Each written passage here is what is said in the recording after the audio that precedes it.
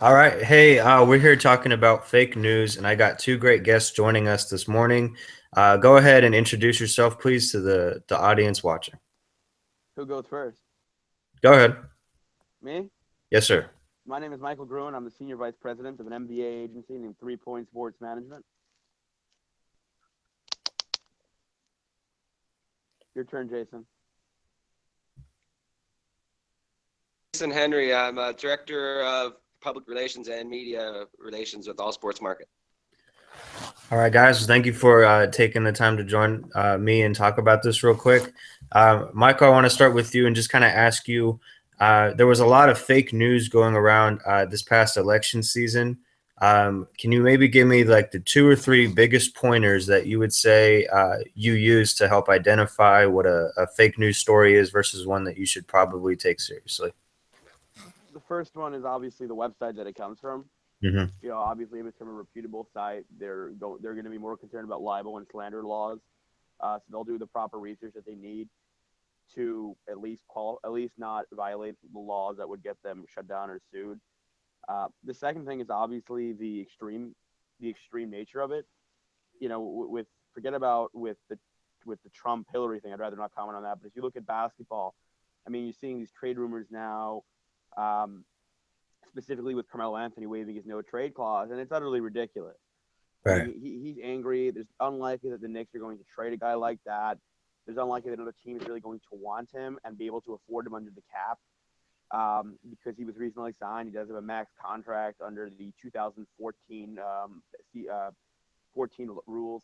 It's just unlikely they're going to move him, and yet there's so many news organizations, including people like Frank Isola, saying there's a possibility that the Knicks that he'll waive his no trade clause to be traded. It's Mm. ridiculous. And what about you, Jason?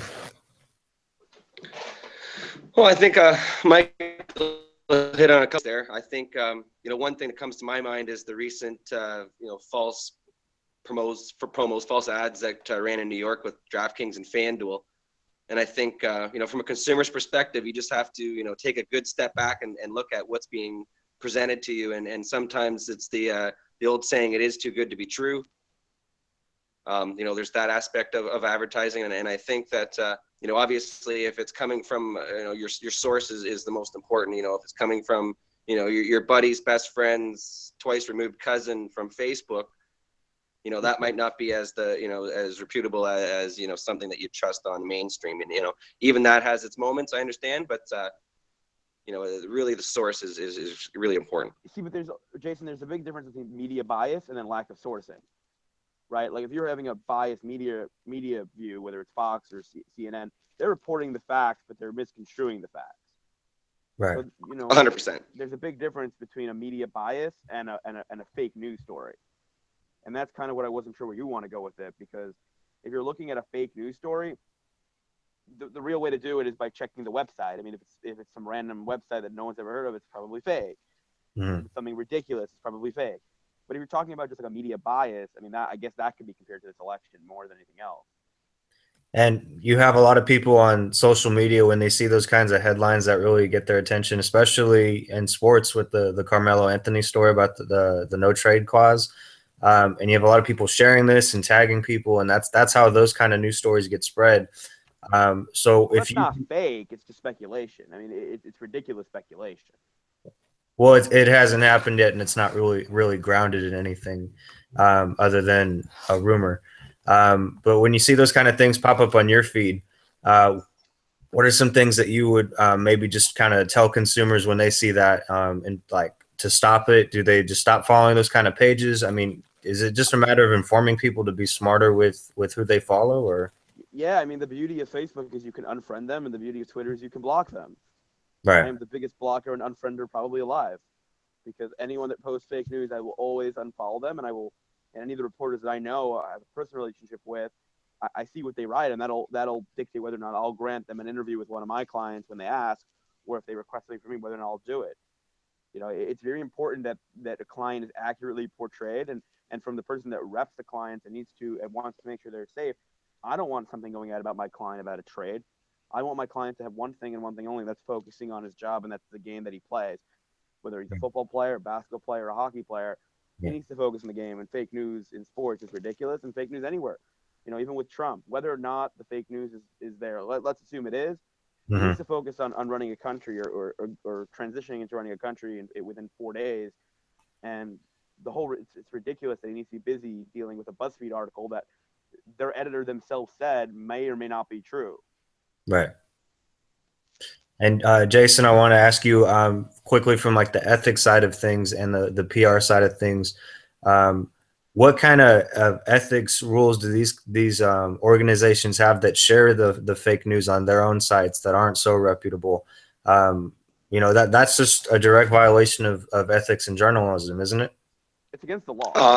Yeah, absolutely, it is. It's we put our faith in those people to report things to us that's important and things that are pertinent to our lives, and for them to to walk that edge and decide that they're going to report fake news, or even if it's not totally fake, just to not tell us the full story and leave some stuff out sometimes is just as bad. So I think there's definitely some ethics that need to be followed, and sometimes it is, and a lot of the times it's not, as we've seen in this past election, and obviously in the sports world, there's a lot of hearsay that's thrown around too.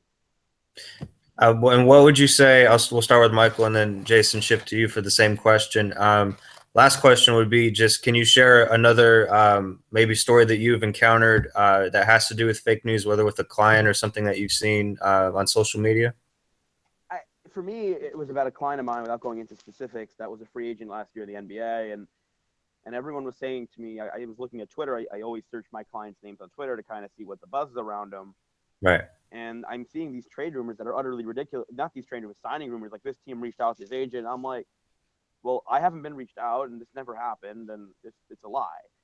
And I always wonder, where the blank do these reporters get their news from? On the basketball world, the only reporter that I'll ever listen to is Woj. The guy's never wrong. I can't. When you listen to these other dudes that they're saying random crap, I mean, half of it's speculation. And these guys are claiming sources, league sources. The league source could be the janitorial engineer working at Barclays Center. I need more than a league source. I need something more concrete than that. If the agent said it, or if I said something about one of my clients, I know what I'm talking about. It's my client. I'm there every day. Right. The biggest issue that I've seen is that the sources that people quote are half the time BS. And that's something that, let's say, ESPN will not allow. And ESPN always double checks their sources. But I'm without going into specific companies, because I'm not interested in getting myself sued. I know there are companies out there that do not double check their sources and will basically take any league source as a source. And you, Jason? I unfortunately don't have as much background in that as what Michael does. On from where I sit from, it's more along the lines of not so much the fake news or fabricated stuff. It's the stuff that you hear rumblings of a story, and then you're told what's going to break, and then it doesn't break. I think that I've ran into that a lot of times, where the journalists, they sort of run you down a storyline. They pick your brain and get what info you provide them with. And then the story doesn't run what it's supposed to. It runs more of, a bash on your company, or, they're targeting your agent or your client. That's more of my experience, where it's, it's behind the scenes, right, if you will. And when those kind of stories get run, what have you kind of said to the journalists? Do you confront them at all about the story? Do you express it in any way, or? Well, I think you end up creating a forest fire, so to speak, if you go after. You have to sort of just cut them off of your contact list, and make sure that they're not a part of anything you're doing moving forward, because without naming names, there are people out there that'll continue to do that, and they sort of make their living from it.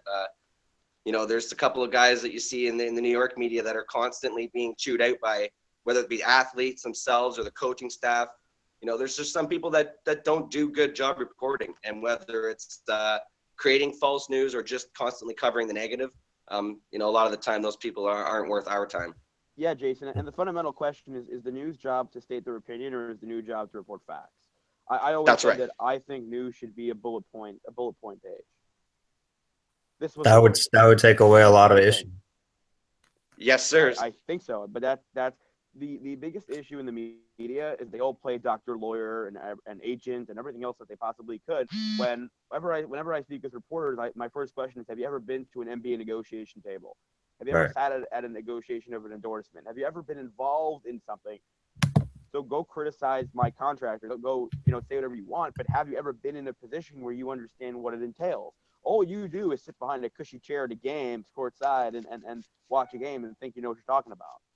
And some of them do know what they're talking about. But the ones that do are the ones that, like Woj, that does his proper research and talks to the proper amount of agents.